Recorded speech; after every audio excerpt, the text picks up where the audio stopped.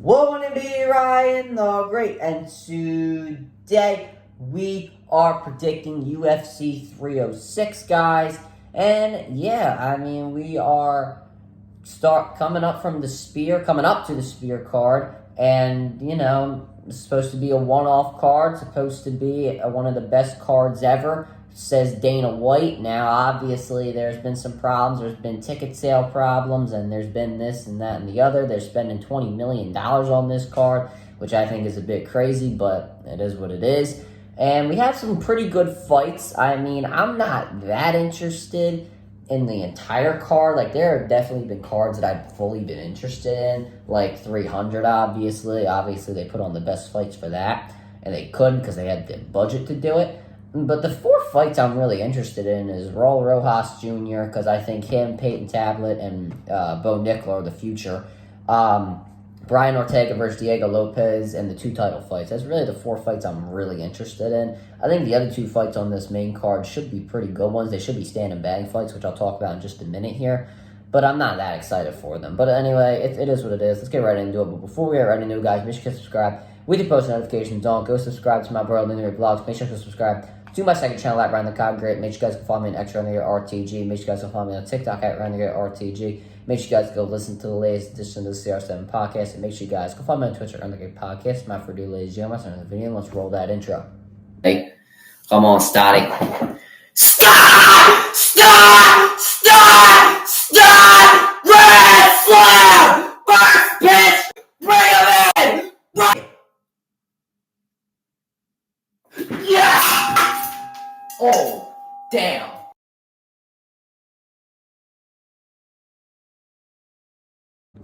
Alright, let's go in the video. So starting off with our first fight of the night, Ronaldo Rodriguez taking on Ode Osborne in a flyweight bout. I'm going to take Ronaldo Rodriguez here. I'm taking by unanimous decision. And why? Both these fighters aren't, they can't really grapple that well. They can't take down too well. Osborne is the superior fighter once he does get to the ground, but that's saying if he can get to the ground, because his takedowns are good, but they're not great. They're not anything special.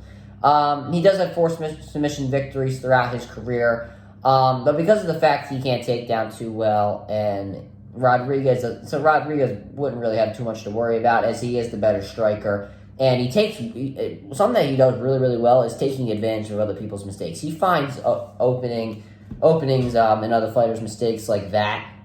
There we go, there's a snap. And I think this should be a good fight to open the card. And, it should be stand and bang fight. I don't expect this to go to the ground, so I'm going to take Rodriguez here by unanimous decision. I think he'll take 2 or 3, or all 3 rounds, most likely. Next up, Daniel Zellhuber versus Esteban Rojovic in a lightweight fight. I'm going to take Zellhuber here by a second-round knockout. Listen, Rojovic is a very good striker, and he resembles what you probably would want as a next-generation fighter, but while he is a great striker, Zellhuber holds a 53% defensive rate. He lands 5.4 significant strikes per minute. And really, with no takedown ability of Rojovic, I think Zellhuber should dominate this fight. It really shouldn't go on for too long. I'm taking him by second round knockout if I didn't mention that already. I think he gets the finish in this fight.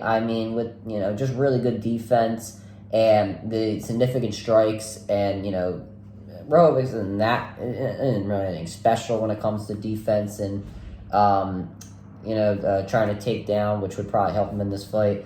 It'll just be Zellhuber getting this knockout here. Next up, the 3 fights that I'm looking forward to. Brian Ortega versus Diego Lopez. This is in a featherweight fight.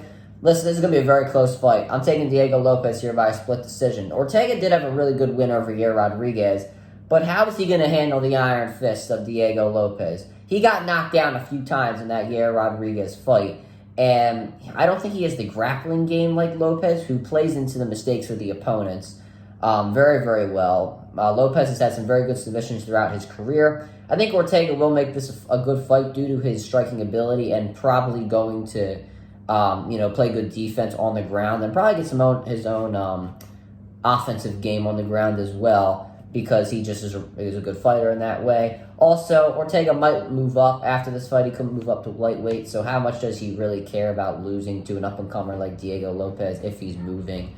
If he's moving up after this fight, we heard that before the rumors of UFC 303 that he was possibly going to move up.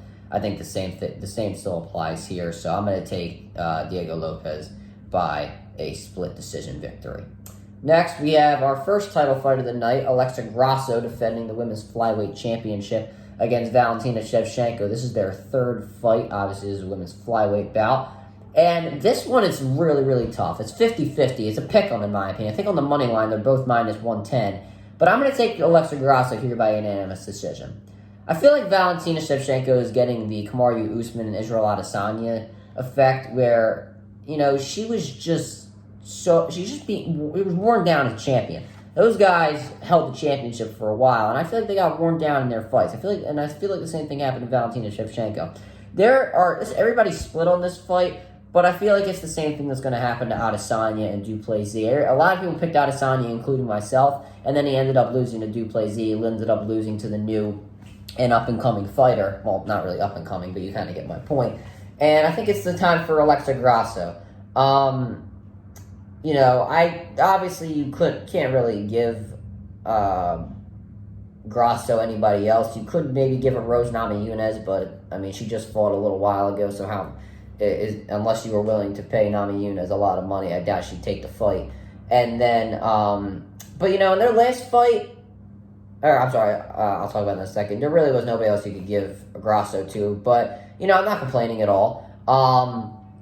Grasso, I'm talking about their last fight, Grasso won that first round.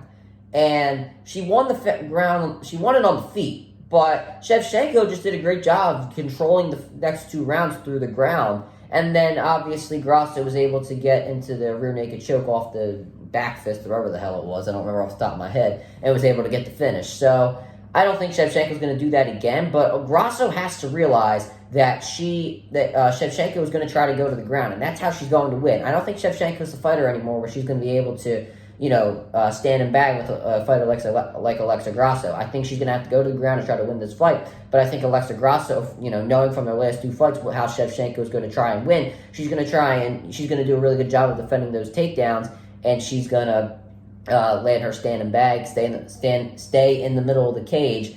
And I don't think that Valentina Shevchenko will get to the ground as much as she did in their second fight. So I'm going to take Alexa Grasso here by a unanimous decision win. I don't think she'll finish the fight. I think Shevchenko is going to be cautious in this fight to not get finished. So I'm going to take Grasso here by unanimous decision. And then our main event, Sugar Sean O'Malley, my favorite fighter currently.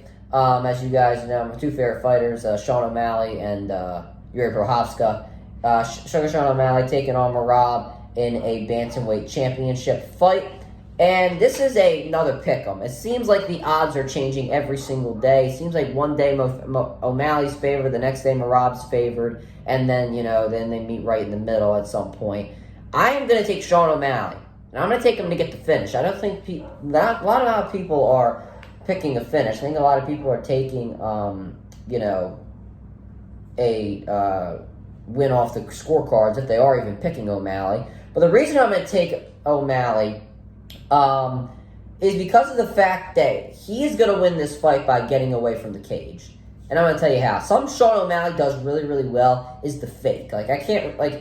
He fakes that, he's going to go, he doesn't actually throw a punch. He just fakes like he's going to go in and actually start, trying to throw his strikes. And he is such a threat as a striker that people are going to back up and they're going to be scared. Merab is going to want O'Malley against the cage. O'Malley's not going to allow that to happen because he's going to strike. He's going to fake a strike. He's going to fake movement towards Merab, and he's going to land those leg kicks as well. He's going to be able to circle himself back into the middle of the cage, and he's going to force Merab to strike with him, which is something you don't want to do. Outside of Alex Pereira, Sean O'Malley is the best striker in the UFC. I don't care what anybody has to say.